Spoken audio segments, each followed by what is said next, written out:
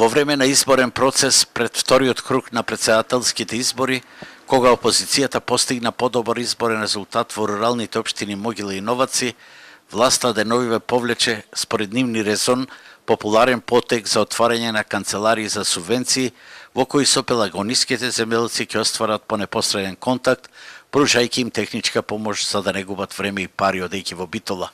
Запрашавне дали е тоа спорно да се прави во време на политички кампањи. Не е спорно затоа што токму во овој период и отпочна процесот за апликација на тие субвенции. Значи ние правиме се за да го олесниме условите во кои треба да да функционираат земјоделците.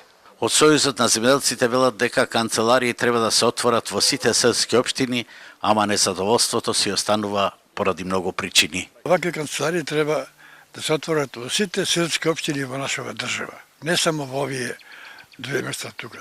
Дали се тие поврзани со изборите, нека каже некој друг. Јас не можам да кажем. Земјоделците не се задоволни затоа што состојбите со аграрот се многу тешки.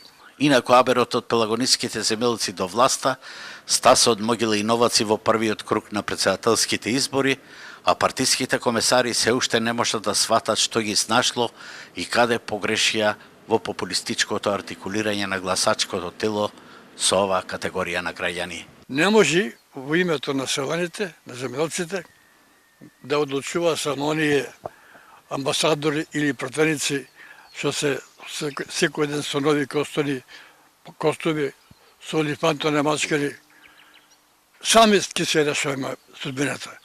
Ние сакаме еднаш за секогаш да излеземе од котаро што е направено во социјализмот, во кој се затворени земјоделците и се натерани само да го полнат буџетот. Поради лошите откупи, диспаритети, ветената и се уште недобиена зелена нафта и уште многу други аграрни промашувања кои ги донесоа во безпарица, земјоделците планираат повторно да ја активираат земјоделската партија.